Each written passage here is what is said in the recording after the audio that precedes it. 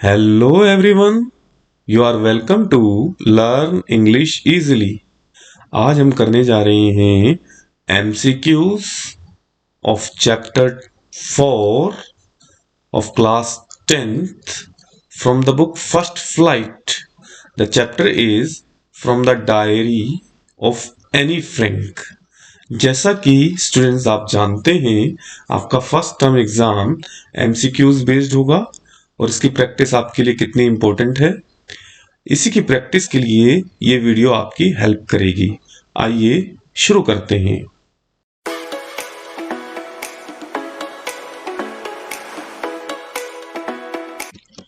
Question 1, Why was writing in a diary a strange experience for Annie? Any के लिए diary में लिखना एक स्ट्रेंज एक्सपीरियंस अर्थात अजीब अनुभव क्यों था? A, she did not know how to write, उसे लिखना नहीं आता था इसलिए। B, she had never written anything before, उसने इससे पहले कुछ ऐसा लिखा नहीं था इसलिए। C, neither she nor anyone else, ना तो वो और ना अन्य कोई would be interested in her musics, उसकी म्यूजिक्स में इंटरेस्टेड नहीं होगा। म्यूजिक्स का मतलब है चिंतन, विचार या थिंकिंग। ना तो वो और ना ही अन्य कोई उसकी विचारों में इंटरेस्टेड नहीं होगा। D, both B and C, B और सी दोनों करेक्ट हैं, तो option D is the correct answer. Question number 2, what did she name her diary, उसने अपनी डायरी को किस नाम से बुलाया?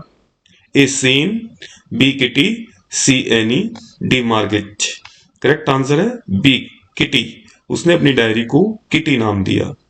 Question number 3, what language was the diary originally written in, diary जो थी मूल रूप से किस भाषा में लिखी गई थी?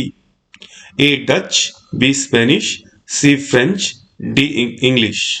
तो करेक्ट आंसर है यहां पर ए, डच, वह डच भाषा में ओरिजिनली लिखी गई थी। जैसा कि आप जानते हैं, एनी जो थी वो एम्स्टर्डम में 3 साल की उम्र में ही चली गई थी और उसने जाहिर है वहां की भाषा जो कि डच लैंग्वेज है वो बोली जाती है वो सीखी होगी, और तो डायरी भी उसी भाषा में लिखी गई होगी।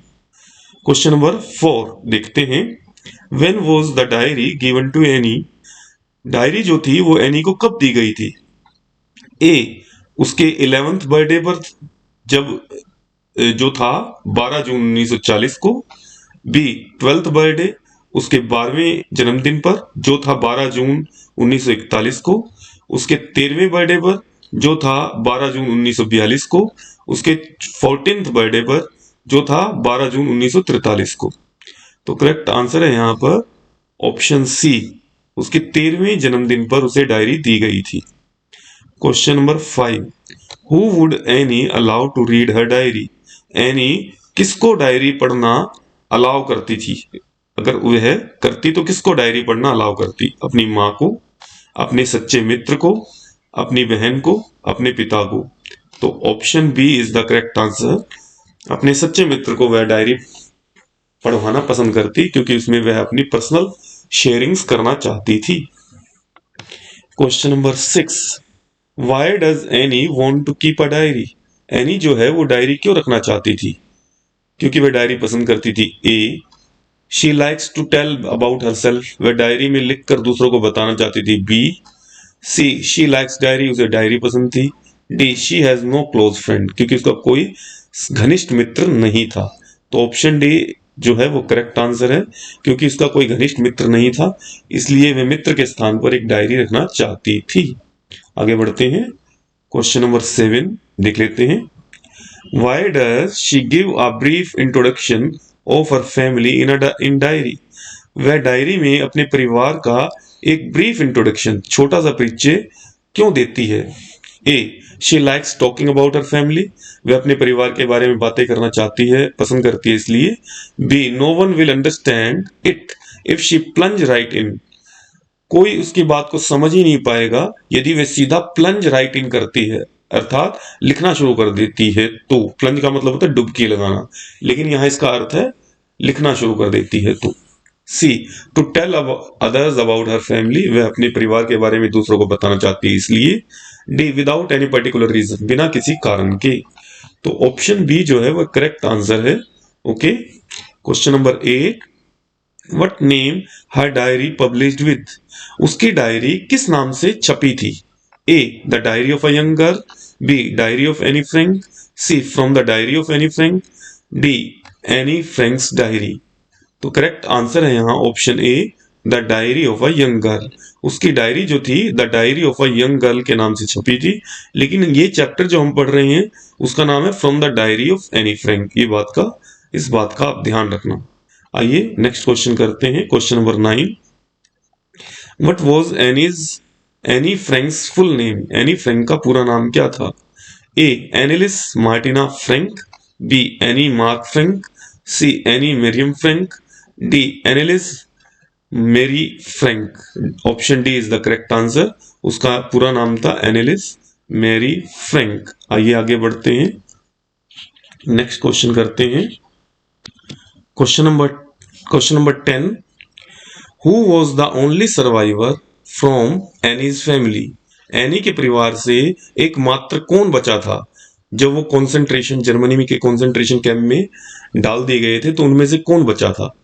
एनी बची थी, एनी के मदर बची थी, सर्वाइव बची थी, सी एनीज फादर, एनी के पिता जीवित बचे थे, या एनी की बहन? तो करेक्ट आंसर है एनीज फादर, एनी के पिता मात्र एक जो थे वही जीवित बचे थे। Question number 11, in which city were Anne and Margaret sent to live with their grand mother, Anne और उसकी बहन मार्गरेट को किस शहर में उसकी दादी माँ के साथ रहने के लिए भेज दिया जाता है?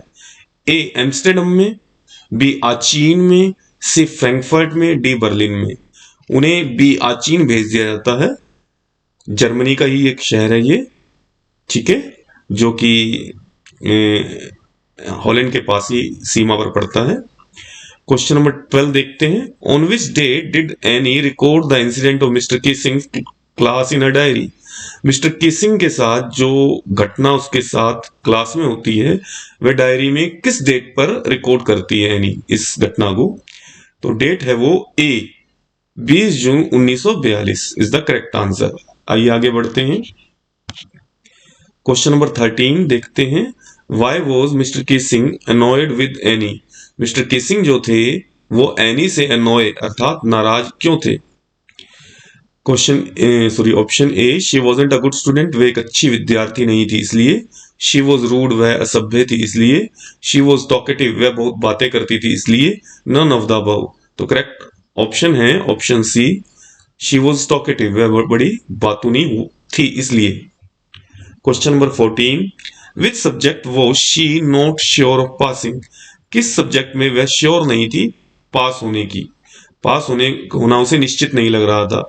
ए इंग्लिश में, बी डच में, सी साइंस में, डी मैथ्स में। तो करेक्ट ऑप्शन है डी मैथ्स में। Question number 15, which topic was given to her to write an essay as a punishment, एक पनिशमेंट के तौर पर एक एसे उसे लिखने के लिए दिया गया था, किस टॉपिक पर दिया गया था? वो 3 बार उसे एसे लिखने के लिए दिया गया था मिस्टर किसिंग के द्वारा, वो किस टॉपिक पर था? ए चैटर बॉक्स पर, जिसका अर्थ है बातूनी, एंड इनक्रीजिबल चैटर बॉक्स, एक इनक्रीजिबल चैटर बॉक्स पर जिसका अर्थ है, इनक्रीजिबल का अर्थ होता है जिसे सुधारा ना जा सके, C quack quack said Mrs chatterbox topic पर, या ऑल ऑफ द अबव। तो करेक्ट आंसर है D all of the above.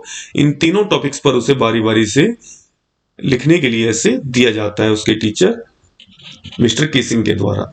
आइए आगे बढ़ते हैं, question number 16, how did Anne justify her being talkative in her essay, अपने essay में एनी खुद को कैसे जस्टिफाई करती है, उचित साबित करती है, ठीक साबित करती है कि वह टॉकेटिव है, बातूनी है, बातें ज्यादा करती है, इस बात को कैसे ठीक साबित करती है अपने एसे में, क्या तर्क देती है? मतलब A it is an inherited trait from her mother and not much can be done in it, वह तर्क देती है यह एक इनहेरिटेड ट्रेट है, इनहेरिटेड जो विरासत में मिले, ट्रेट विशेषता, और वह विशेषता जो विरासत में मिली है वह उसे अपनी माँ से मिली है, क्योंकि उसकी माँ भी बहुत बातें किया करती थी, और ऐसी जो कोई चीज जो हमारे अंदर हैबिट है जो हमें विरासत में मिले उसमें हम ज्यादा कुछ सुधार कर नहीं सकते हैं।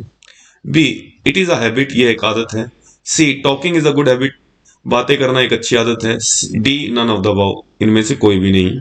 तो option A is the correct answer कि यह विरासत में मिली हुई विशेषता है जो उसे अपनी माँ से मिली है और इसमें उसे वह ज्यादा कोई सुधार नहीं कर सकती है। आइए आगे देखते हैं। यहाँ पर ये चैप्टर कंप्लीट हुआ। आई होप आपको ये समझ आया होगा और ये वीडियो आपके लिए पूरी तरह हेल्पफुल साबित होगी। Thank you.